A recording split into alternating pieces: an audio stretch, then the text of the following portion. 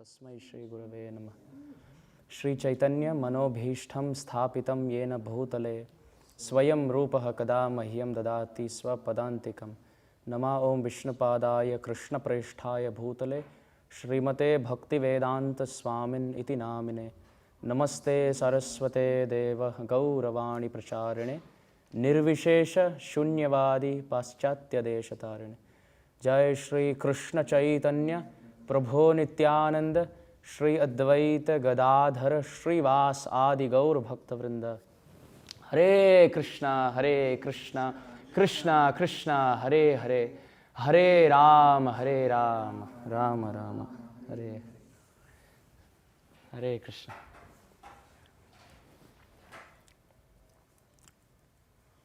So by the causeless mercy of Shri Guru and Shri Gauranga, we are very happy to be here in Barsānā, Shri Barsānā Dham.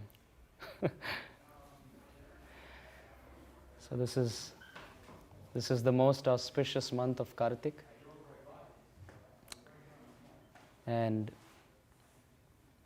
every month of the year has a specific worshipable deity.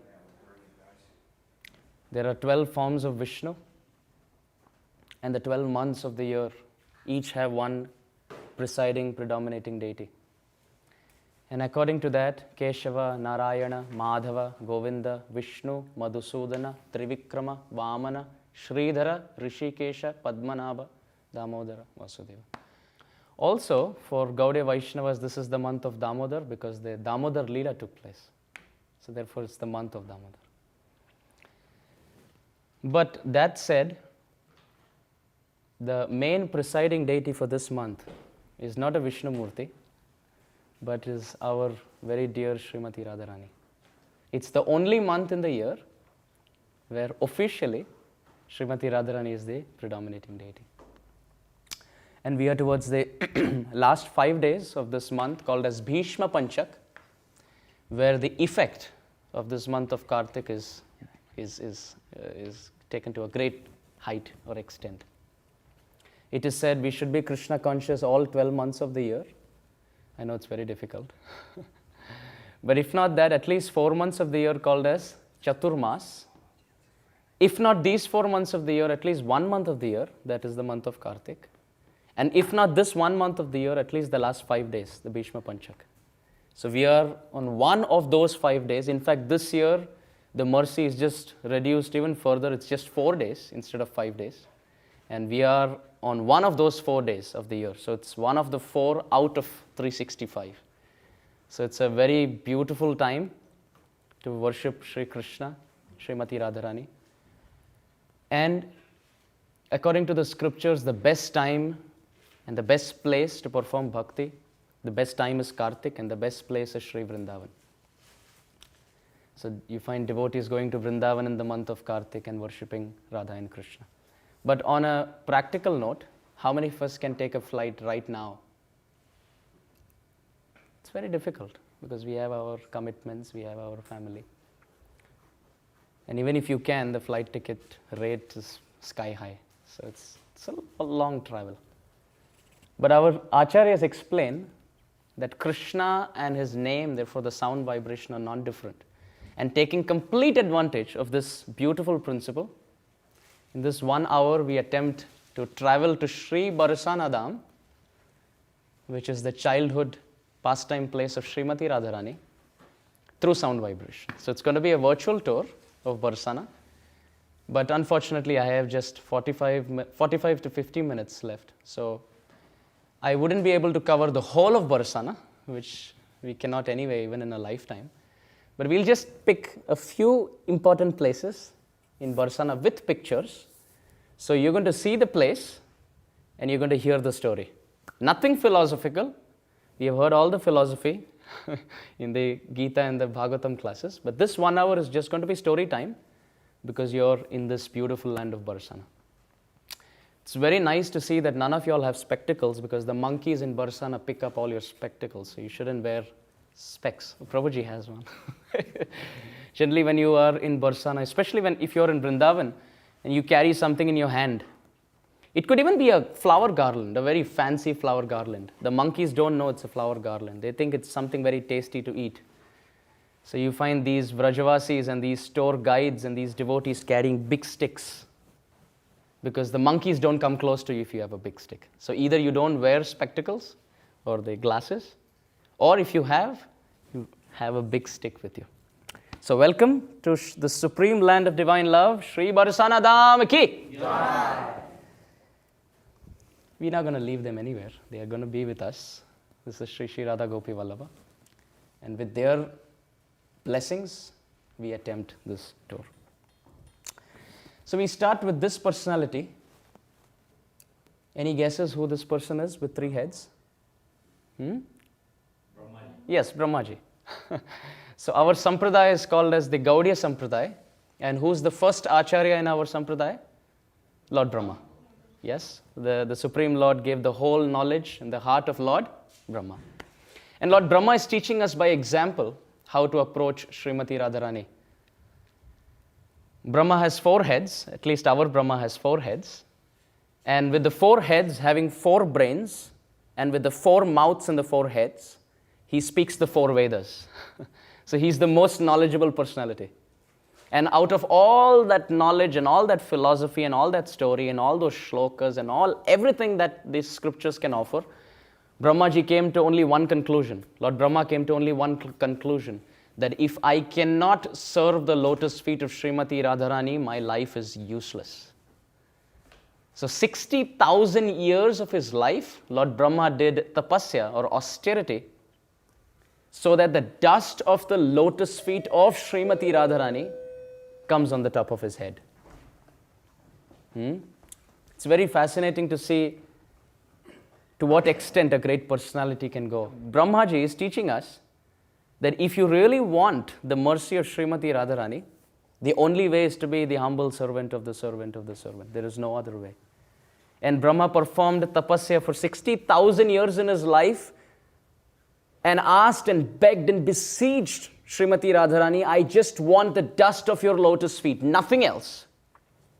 I want the dust of your lotus feet on my head. And Srimati Radharani said, okay. And out of her kind mercy, the 4 heads of Brahma became the 4 hills in Barsānā. So Shri Barsānā Dham has 4 hills. Please repeat after me. Mangad, Dangad, Bhangad, and Vilasgad. So these are the 4 hills, the peaks in Barsānā Dham, and they are considered to be the 4 heads of Brahmaji. So we take his blessings again before proceeding, because he's teaching us the way. And then with his blessings, we go to the first pastime place in Sri Barsānā.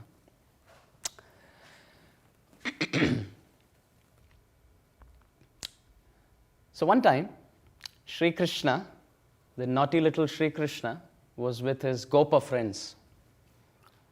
And they arrived in Barsānā Dham, and Srimati Radharani and all the Sakhis, they heard about Krishna's arrival. And as devotees, we always want to be close to the Lord, isn't it? We always want to take darshan. So Radharani had to somehow get out of her house. So all of them planned together, and they told their parents, oh, actually there's a big yajna. There's a big fire sacrifice, and we want to go and attend that fire sacrifice. That ensures complete protection of the health of the whole family. So we want to go there on the behalf of the whole family. Wonderful. What do you want to carry for that as offering? Oh, we want pots of yogurt, we want pots of butter, we want pots of ghee and milk. Because Srimati Radharani knew that's exactly what the offering Krishna loves to have. So she carried all these pots, and all the Sakhis carried all these pots. And then Krishna and all the Sakhas and the Gopas, they dressed up as ministers of the king with mustache and big turban, and they had a stick. And they came in front of all these Sakhis. They said, so all of you, you have to pay tax. I hope you know that. Why should we pay tax? We're just carrying it across. No way. It's the order of the king that anybody who passes through Barsānā has to pay tax. And when Krishna was trying to build this whole game, this whole drama, so to speak, one of the Sakhis saw the flute tuck on Krishna's waist, and there was curtains for Krishna's drama. So one Sakhi came ahead and said, I know who this rascal is. He's very familiar. And then she tried to push the other Sakhi, and she looked at Krishna, and there was a peacock feather. I have never seen a minister with a flute and a peacock feather. I exactly know who this person is. And Krishna looked at all his friends and said, game over. He put this turban down. So now when the gopis knew that it's Krishna, Lalita and Vishaka came ahead. He said, we should never, never offer you tax. What have you done? In fact, all of you should offer us tax. I'll tell you why. Reason one, because the whole of this beautiful land of Vrindavan belongs to Srimati Radharani. She is Vrindavaneshwari. So all of you are trespassers. The land doesn't belong to you. It belongs to Srimati Radharani. And second, you guys come here, eat your fruits and pull these branches and these leaves. What do you think? You have to pay tax for every single thing. And then the third Sakhi came ahead and said, and Gopal, he comes with his 900,000 cows, and all of them graze in the grass of Barsānā. You have to pay tax for every single thing. Now Krishna thought, now it's done. Game over. The Supreme Personality of Godhead, the cause of all causes, the Lord of all lords, the creator of all creators, the origin of everything, loses completely to the argument of his pure devotees. So Krishna said, I think let's leave. It's done. Let's protect our shame. By then, one of the friends of Krishna said, we are anyway losing the battle. Why not just take a little more fun? He took a stick and started hitting all the pots that was on the head of all these Sakhis. And everything's on the floor. The gopis couldn't have it. They couldn't offer it. And it's on the floor. And it's gone. It's waste. So they all came together. The gopis and Srimati Radharani, they had a meeting. They said, this shouldn't continue. This has happened in the past. And this always continues. Next time we find Krishna, we should take revenge. I said, okay.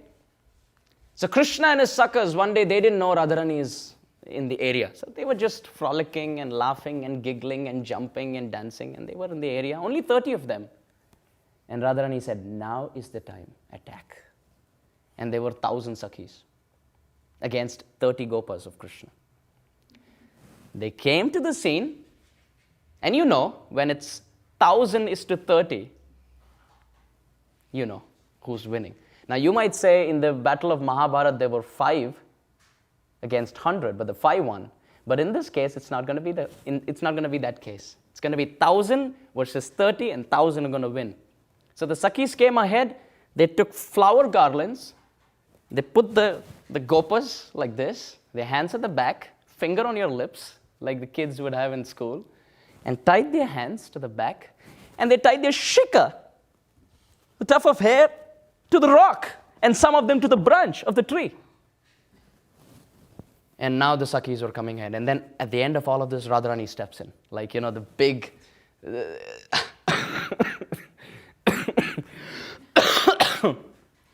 Radharani comes in. Says, Krishna, surrender. On your knees. So Krishna's on his knees. He said, what can I give you? I have nothing.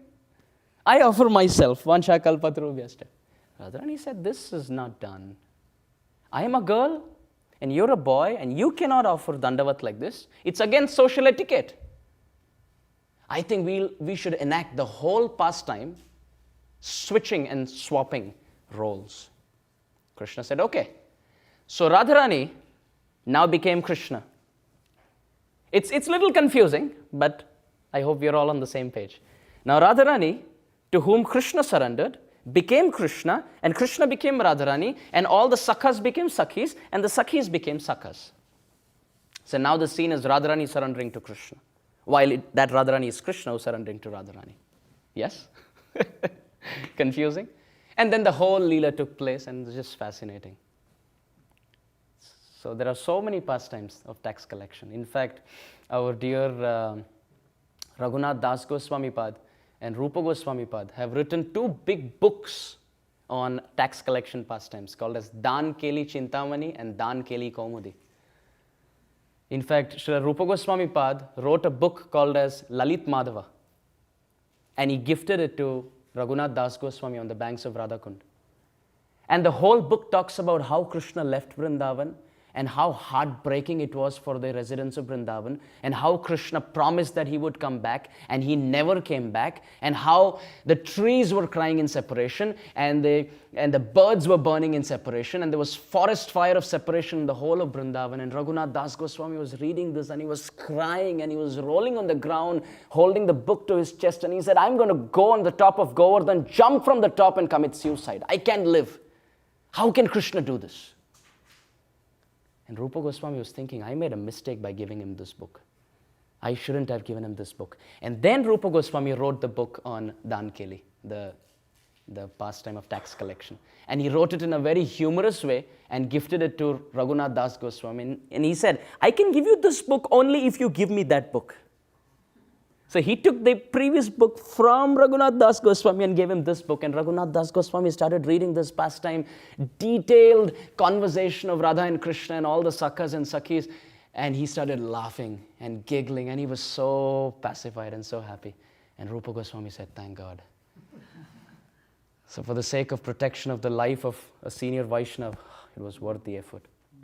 So in this way, there's beautiful, beautiful pastimes. This is a very beautiful painting. A very popular painting for the tax collection. Look how authoritatively Krishna is standing.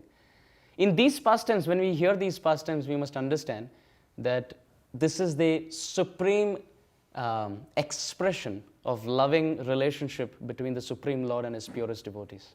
And this happens only in Vrindavan, mind you. This doesn't happen in Mathura. This doesn't happen in Dwaraka. In Dwaraka, the Supreme Lord is the king. And there is no challenge. Nobody challenges his authority. Nobody can argue with him because he's the supreme force.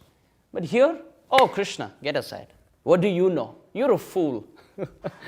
He who recites the 700 verses of the Gita is called a fool by his purest devotees.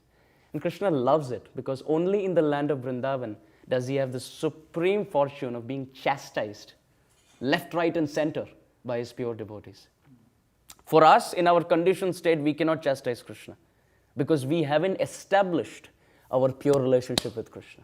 We are like outsiders for him at the moment. So we have to go, beg for his mercy, call back his grace in our life.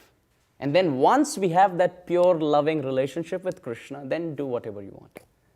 So these are beautiful, beautiful pastimes. This is a place called as Sankhari Khor. Very beautiful place. Sankhari Khor is exactly the pathway where Krishna would stop and obstruct the gopis. The whole tax collection pastime would happen here. Now, if you carefully see this place, you can't escape. That's our famous and lovable dear Dinabandhu Prabhu from Vrindavan. The one in the front, that's Dinabandhu Prabhu who's been living in Vrindavan for decades. And he can close his eyes and in the middle of his dream tell you which right to take and which left to take to reach which place in Vrindavan. So he's like a local personality there. So this place is Sankhari Khor. It's basically like a small pathway between two hills. And if you see the complexion and the color of those hills, one is fair, the rocks are, I mean, you can see it here, but if you see in real, one side of it has, the rocks are fair in complexion, representing Srimati Radharani, and the other side, the rocks are dark, representing Krishna. So Krishna would catch hold of his pure devotees here and say, now you have to surrender.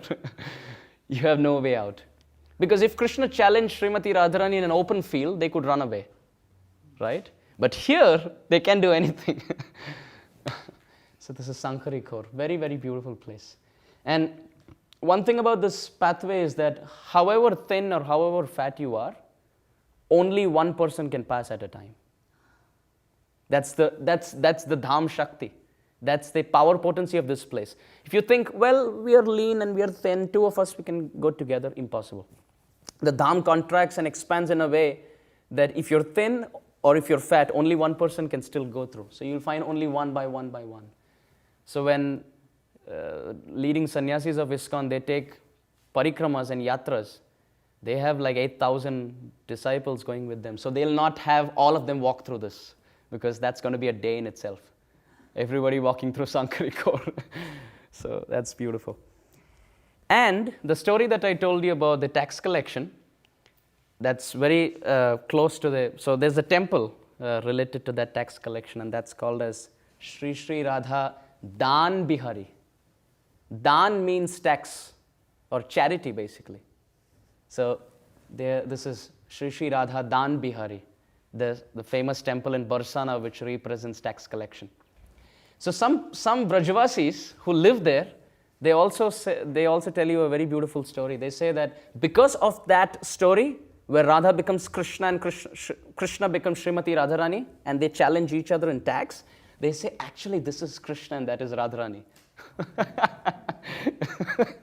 They say even in the deities, it's actually Radharani who's standing in a threefold bending form as Krishna, as Dan Bihari, and it's Krishna who's standing as Radharani. These things happen only in Braj, only in Vrindavan. And this temple of Sri Sri Radha Dan Bihari has also one more very beautiful story as far as charity or tax is concerned. Many centuries ago, in fact during Krishna's time, 5,500 years ago, there was a Brahmana who had one daughter and couldn't get her married, because at that time, if you don't pay dowry, that was the custom at that time. If you don't pay dowry, which means if you don't give a lot of jewels, and if you don't give a lot of money to the boy's side, then they don't marry your daughter.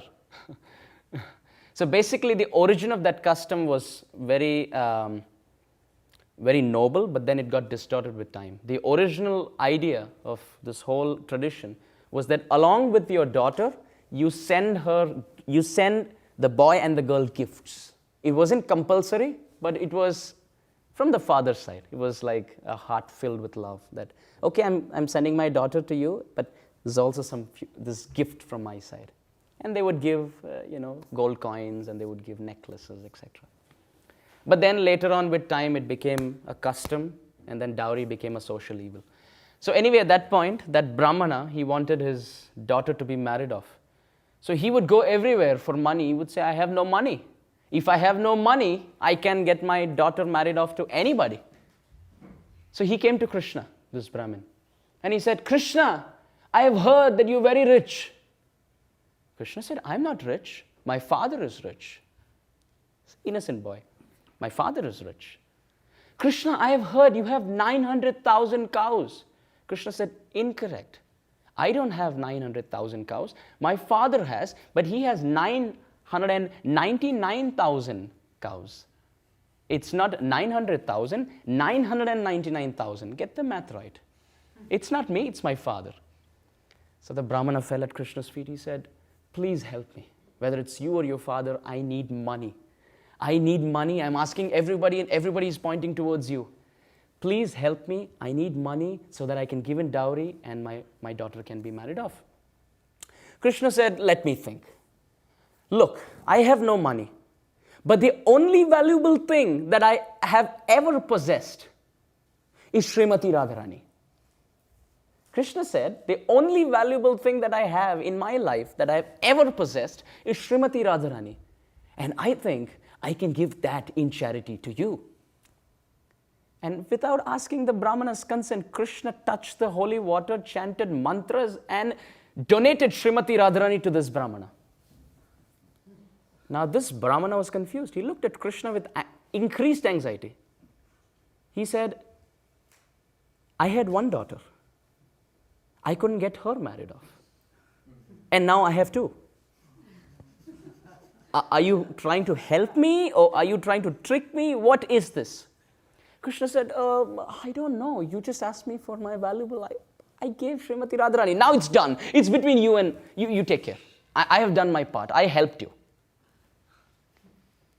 Now the Sakhis and the Gopis, they heard all this. They said, this is not fine. You didn't even ask Srimati Radharani's permission before giving her in charity. They went and told Srimati Radharani. She said, whom did he ask? I mean, how can he give me in charity to this Brahmana without asking me? And Krishna said, no, the mantras are chanted, and according to Vedic custom, it's done. You're given in charity. So Radharani said, now what to do? I have no option. And Krishna, in fact, touched sacred water as if he's like a big Brahmana. I mean, Krishna is a Vaishya, actually, if you see. But he acted like a Brahmana because this Brahmana came and said, no, I know the mantras. I memorized the mantras. I'll help you out. So, a little boy. So, Srimati Radharani said, okay, let me think about what to do. She closed her eyes for some time. She smiled and she said, okay, I'll help this Brahmana. The way I'll help is, I need a weighing scale, a balance. You know a weighing scale with 2 sides on it? She told the Sakhis to get it. The Sakhis got a weighing scale. Srimati Radharani sat on one side. And she said, I order all my Sakhis to remove all your precious jewels and put it on the other side.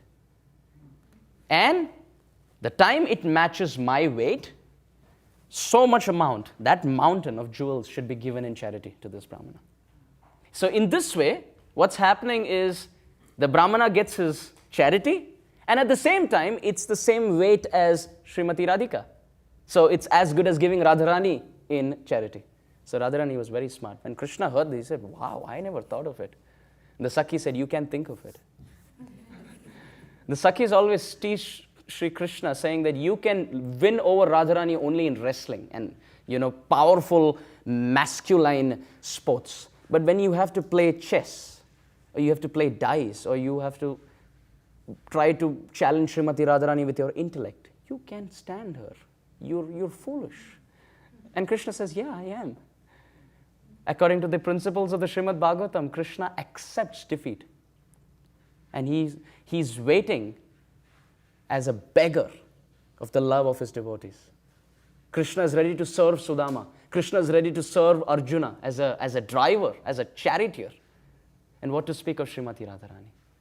So this famous pastime of charity by Srimati Radharani to this Brahmana took place here. So therefore this temple is also called as Shri Shri Radha Dan Bihari. Shri Shri Radha Dan Bihari ki Jai. Yes. So now we go to the second place in Barsānā. After the tax collection pastime, we go to this very, very beautiful, wonderful place called as Gehavarvan. This is how it looks. Isn't that wonderful? It's scenic. If you really want to go to a place in the whole of Vrindavan, which is materially and spiritually beautiful and scenic, you should go to Gehavarvan. The history of Gehavarvan is also beautiful. There was a local mafia at that point. This was many, many years ago. And they wanted to cut down these trees for wood and then, just have a business with it and make more money. Because they thought, what's this nonsense? We can as well cut these trees down and use it for ourselves. And the saints who lived in Gehavarvan at that time, this is at least around 50 years ago.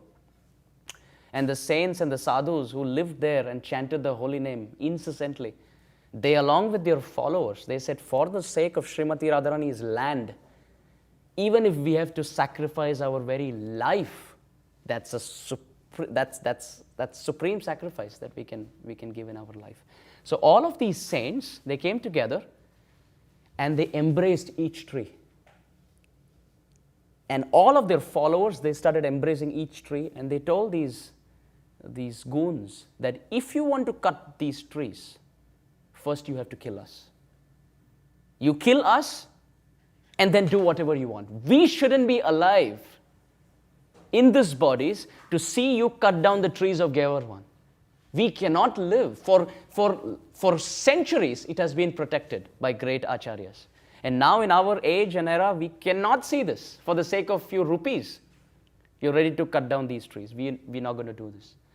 So now the goons thought, now maybe this whole tension would subside in a few months and then we'll attack again. But all these sadhus came together, had an application to the government, and they had a law enforced that none of these trees in Gehavarvan can be cut down.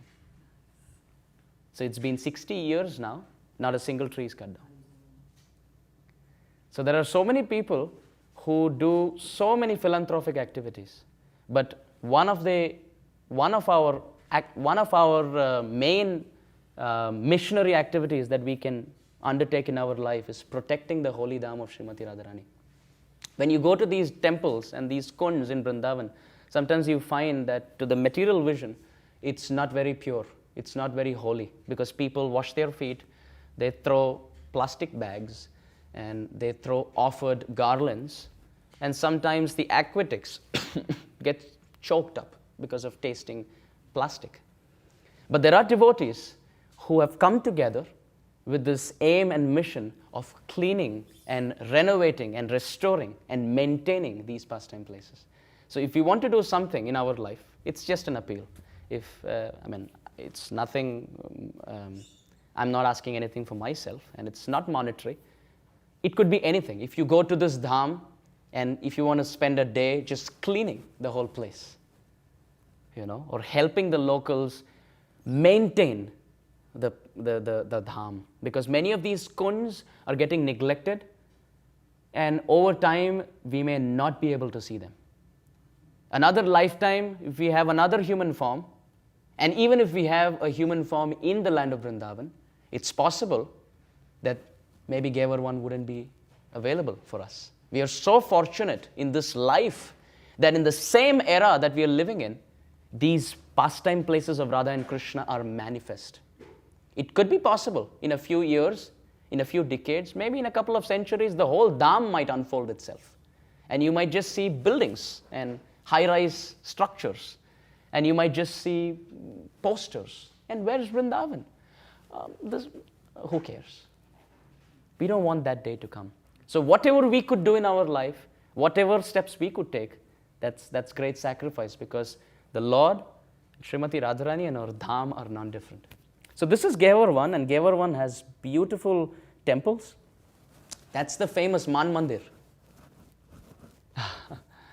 That's the famous Man Mandir. In Sanskrit, Man basically means a sulking anger mood. So Radharani sometimes gets angry with Krishna and doesn't talk to him, doesn't want to see him. Sometimes she gets angry with Krishna and would look on the other side. I don't want to look at you. And then Krishna would come to this side to pacify Radharani, and Radharani would look to this side. I don't want to look at you. And one day Radharani got so angry with Krishna, she ordered all her Sakhis to shave up. She said, I don't want to see anything black, because anything black reminds me of Krishna. Even in her anger, look at her complete pure dedication to Sri Krishna. And in fact, one of the stories described that the Sakhis start shaving up, and Radharani said, I want you to pull off your eyelashes. I want you to shave up your eyebrows.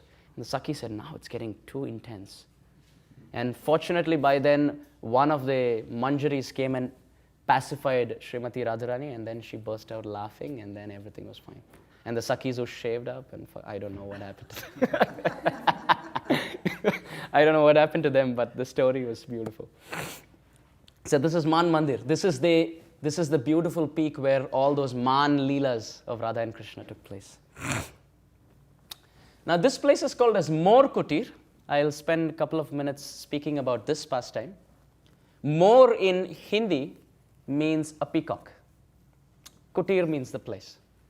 So this is basically, if you literally translate it in English, it's called as the peacock place. It's the Mor Kutir.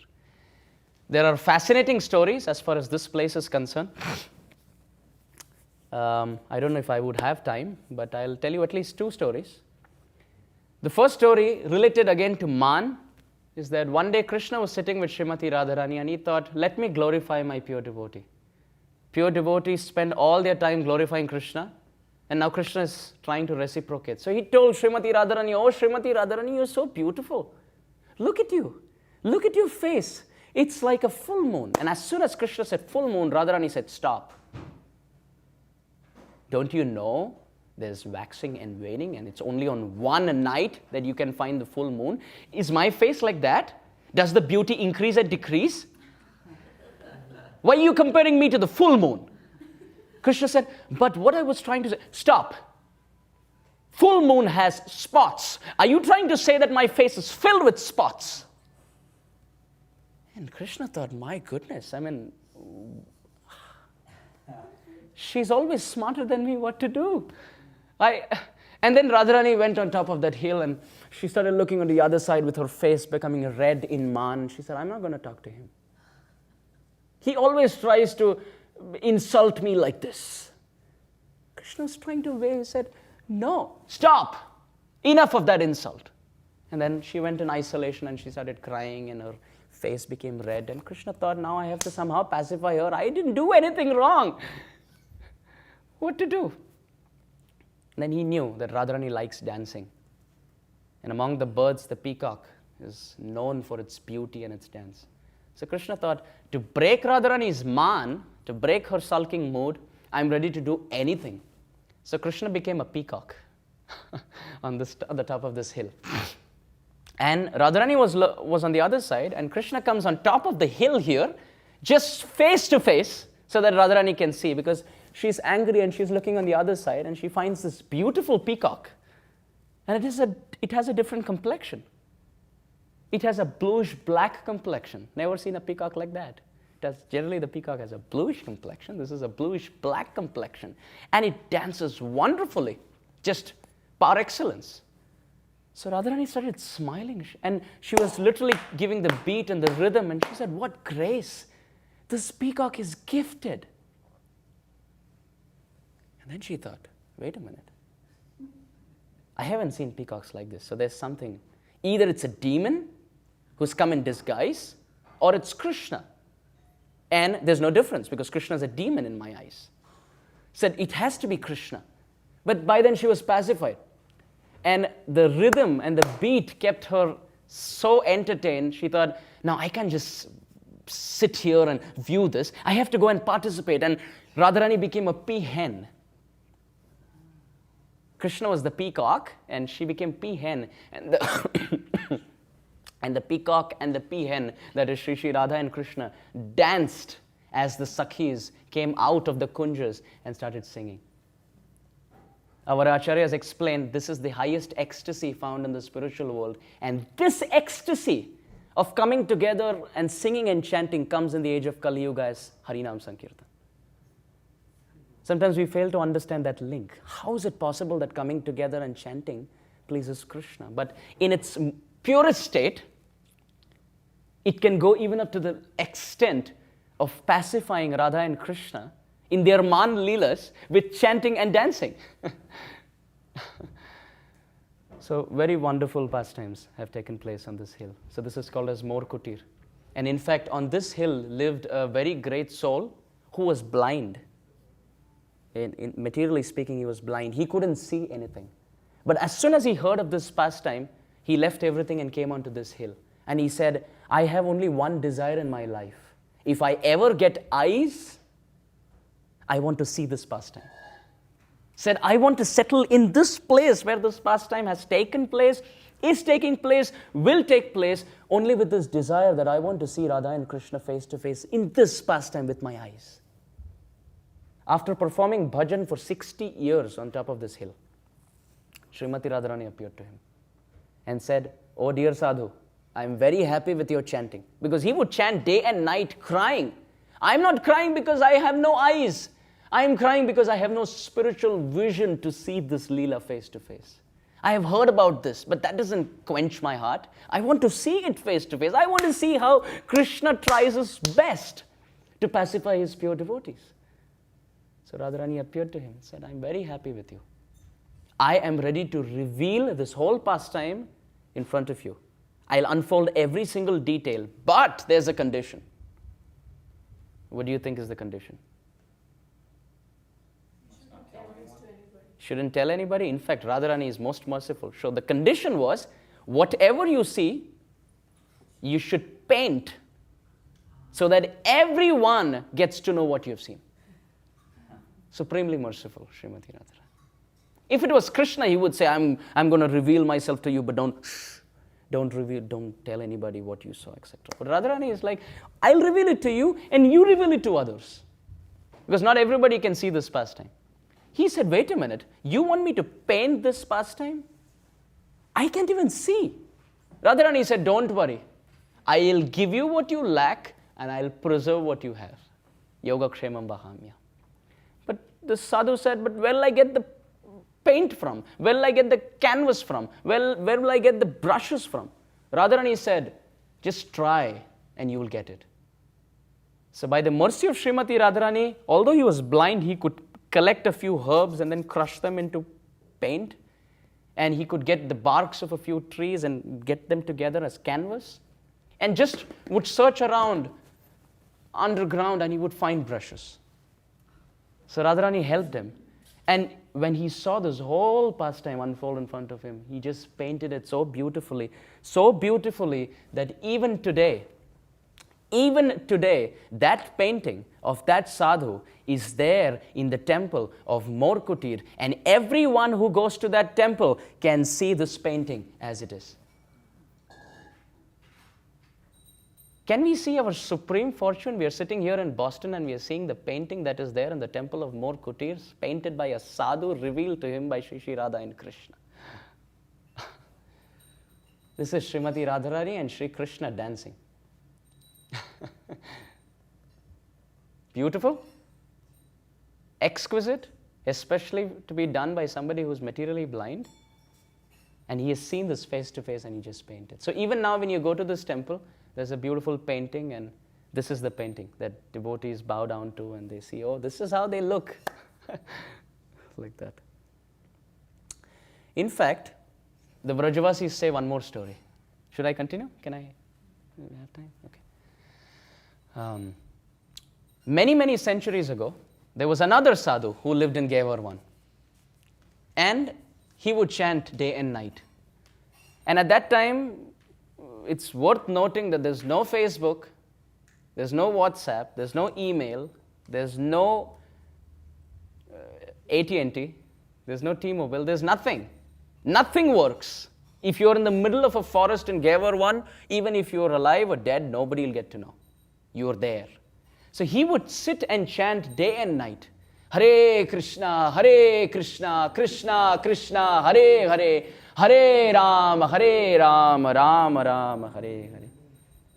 And there used to be a lion living in that forest. Many lions, but this was a very special lion.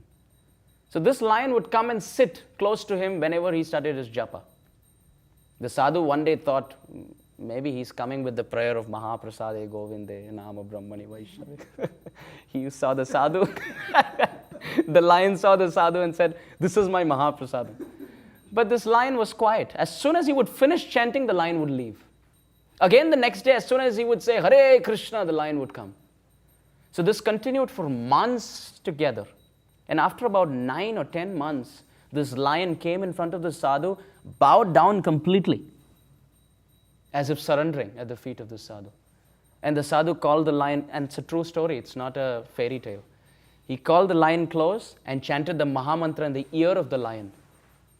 And then the lion would lick the feet of the sadhu, as if, what can I do for you, O spiritual master? So this sadhu, he would go around doing madhukari. Madhukari basically means begging for alms. In Sanskrit, madhu means honey, and kara means to perform. So madhukari is the activity of honeybees. They would go from one flower, take the honey, go to another flower, take the honey, go to third flower, take the honey. So these sadhus would go door to door, collecting alms, and whatever they get, they'll be satisfied. So the sadhu would go around, but he thought, why should I go around when I have a disciple? So he took a bag, and he would write madhukari in Sanskrit and put it around the neck of this lion. And this lion would walk around Gevarwan, Barsānā, with this bag. Now imagine what happens when lion comes and there's a knock, knock, knock, and you open the door and there's a lion standing. And devotees at that point, they would close the door and they would be scared. This lion is crazy. And then the story spread everywhere. Yet there's a very, very peaceful lion who, after hearing 9 or 10 months of naam from this sadhu, has become very, very, it's come beyond the mode of goodness, in fact. So they would offer some chapatis and some rotis into the bag, the madhukari, and the lion would leave, then go to the next door.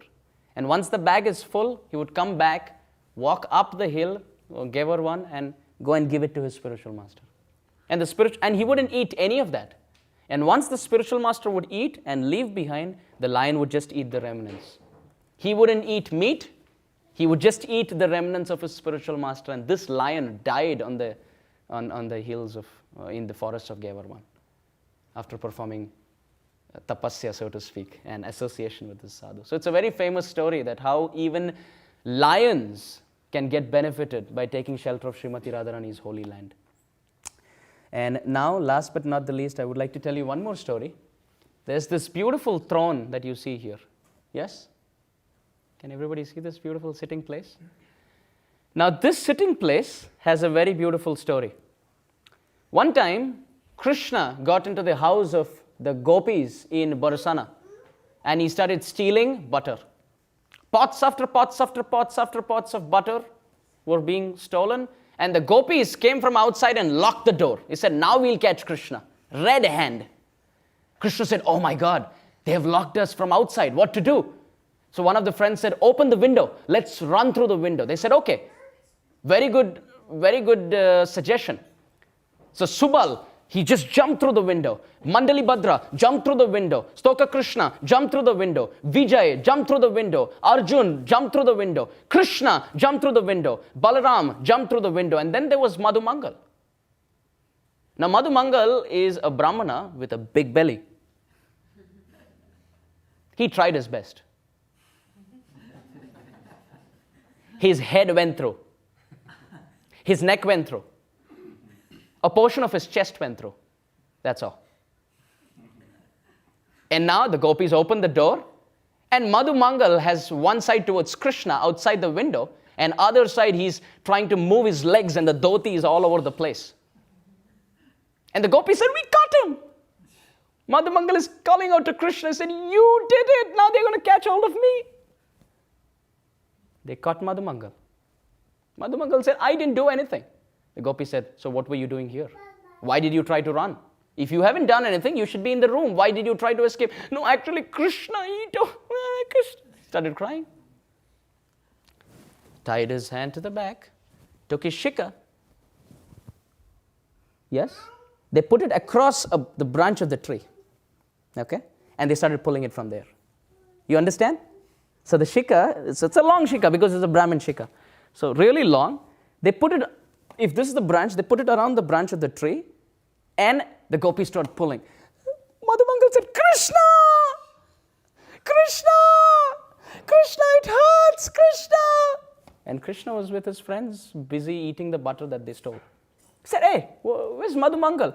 They see Madhu Mangal. It's almost, they're pulling from the other side of the branch and he's going up. The gopis are pulling and Madhu Mangal is going up. He said, Krishna, help me, help me. Krishna said, okay, we'll enjoy the pot of butter later. Let me go and help Madhu Mangal. So they went there, got all the gopis together. He said, release him. They released him. Said, I made the mistake. I was the one who stole, not him. You should release him. The gopi said, okay. Krishna said, not done. He is a Brahmana. You all committed Vaishnava Aparad, Brahmin Aparad. Gopi said, Acha, you make the mistake, you break the pot of butter, and then we get the Aparad. Okay, what are we supposed to do to be free from our Aparad? Krishna said, what you should do is you should keep Madhu Mangal on that throne. Let him sit on that throne.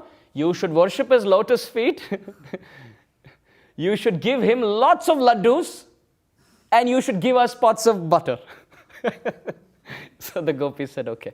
So here, this beautiful throne, Madhu Mangal was, they had Madhu Mangal sit there, and they worshipped him, so to speak, to be free from the offense, the Brahmin offense.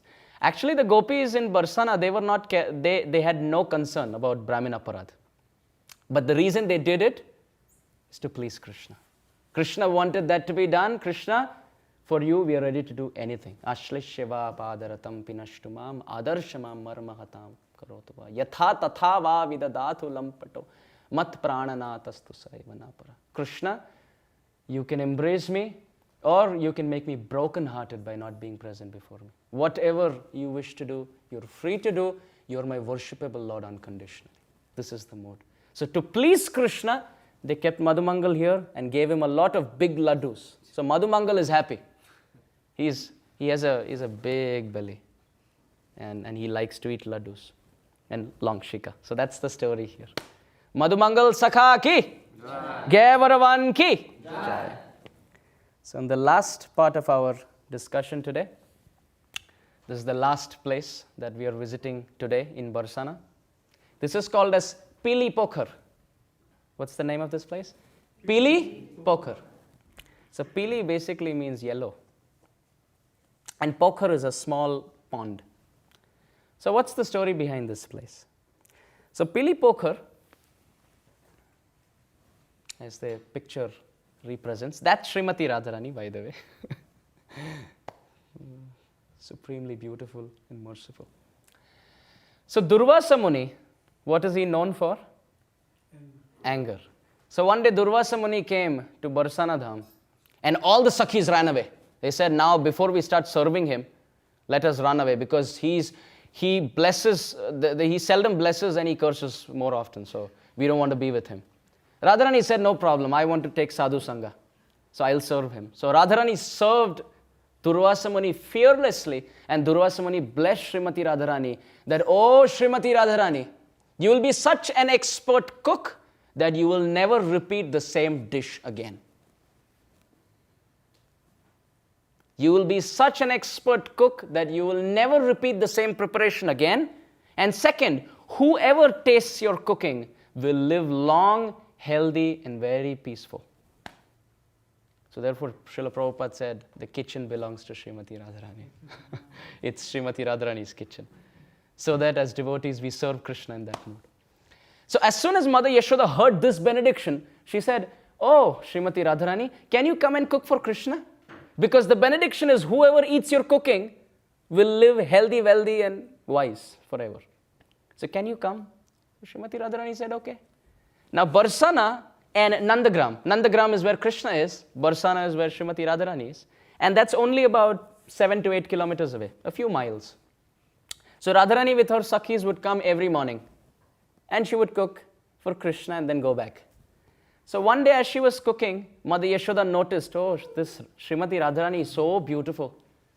And she's so talented. How I wish she becomes my daughter-in-law. How I wish Krishna marries Srimati Radharani. And in Vrindavan, the custom is the two families come together, they decide the marriage, and then the mother-in-law, she puts turmeric in the hands of the daughter-in-law. So without deciding, Mother Yashoda looked at Srimati Radharani, took her palms and filled turmeric with the desire that, oh, I've already accepted you as my daughter-in-law. Now Radharani was filled with anxiety. The families haven't decided, and you have put turmeric, what to do? If I show my palms like this, they would think, what's wrong? You go to Mother Yashoda's place, you go to Krishna's place, and this isn't decided, but how did all this happen? So out of fear, Srimati Radharani washed off her hands in this pond just to hide so that nobody gets to know the turmeric in her hand. But the pond of Barsānā had different plans. It said, you can hide it from me, I can hide it from anybody. As soon as she washed her palms in the waters of this kund, the whole kund turned yellow. Now everybody came there and said, why is this yellow? So one Sakhi said, oh, Srimati Radhika's palms were filled with turmeric. And she washed it off here, and therefore, this is the case.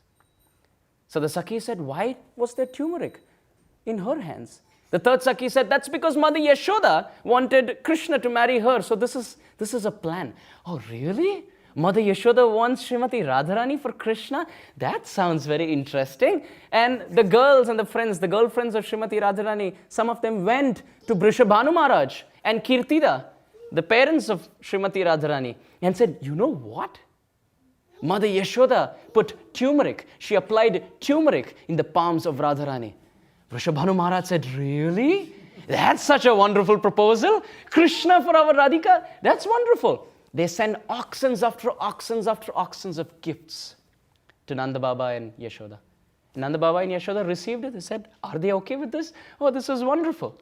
And in this way, the proposal went ahead. But Purnamasi or Yoga Maya had different plans. She didn't want Radha and Krishna to marry at that point. So she came up with astrological charts and she said, oh, it's very inauspicious. You shouldn't go ahead. So in this way, the pastime very beautifully unfolded. And that's the place This is Pili Pokhar, where Radharani 5,500 years ago washed her hands. This is the picture of Radhika washing, and this is Pili Pokhar. And this is, sorry? The water is still yellow. Yeah, it's not yellow, but it's covering. To the spiritual vision it is, to the material it isn't. So this is finally the most beautiful, wonderful palace of Vrishabhanu Maharaj on Bangad, the famous temple of Srimati Radharani in Barsānā. It's called a Shriji Mandir. People go to Barsānā, they may not visit any temple, but they visit this temple. It's beautiful. Shriji, you have to walk up. And on that note, as the clock reads 8:30, all that we can say is, Jai Jai Shri Radhe Shyam, Shri Barsānā Dham ki, Dan Leela ki, Shri Shri Radha Dan Bihari Bhagwan ki, Gevaravan ki, Mor Kutir ki, Man Mandir ki, Pili Pokhar ki, and Srila Prabhupada, who revealed the whole dham to this whole material universe ki, the holy name of Shri Shri Radha and Krishna ki, Ananta Koti Vaishnav Vrinda ki, Kartik Maas ki, Gaura Premanande. Hare Krishna. Amarendra Prabhu ki. Ananta Koti Vaishnav Vrinda ki, Nitai Gaura Premanande. Hare Hare Bol.